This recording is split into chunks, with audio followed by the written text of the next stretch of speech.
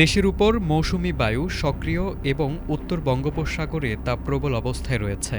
এ কারণে আগামী কয়েকদিন দেশের বিভিন্ন অঞ্চলে দমকা হাওয়া সহ হালকা থেকে মাঝারি ধরনের বৃষ্টি ও বজ্রসহ বৃষ্টির সম্ভাবনা রয়েছে। কোথাও কোথাও মাঝারি ধরনের ভারী বর্ষণ হতে পারে বলেও জানিয়েছে বাংলাদেশ আবহাওয়া অধিদপ্তর।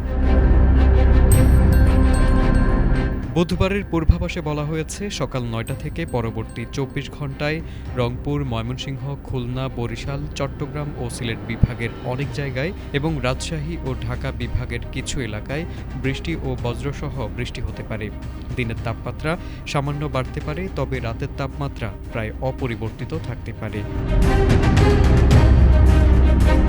বৃহস্পতিবার সকাল ৯টা থেকে পরবর্তী ২৪ ঘণ্টায় রংপুর, ময়মনসিংহ, খুলনা, বরিশাল, চট্টগ্রাম ও সিলেট বিভাগের অনেক জায়গায় এবং রাজশাহী ও ঢাকা বিভাগের কিছু এলাকায় অস্থায়ীভাবে দমকা হাওয়া সহ বৃষ্টি বা বজ্রসহ বৃষ্টি হতে পারে। এ সময় কোথাও কোথাও মাঝারি ধরনের ভারী বর্ষণ হতে পারে।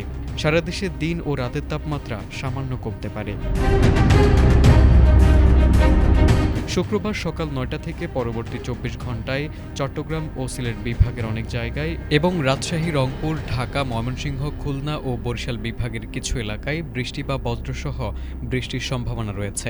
দেশের কোথাও কোথাও মাঝারি ধরনের ভারী বর্ষণ হতে পারে। তবে এ সময় সারা দেশে দিন ও রাতের তাপমাত্রা প্রায় অপরিবর্তিত থাকতে পারে।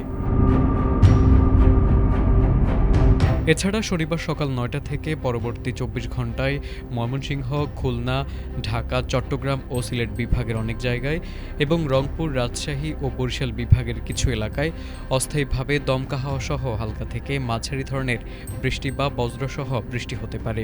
সেই সাথে দেশের কোথাও কোথাও মাঝারি ধরনের ভারী বর্ষণ হতে পারে। সারা দেশে দিন ও রাতের তাপমাত্রা সামান্য কমতে পারে।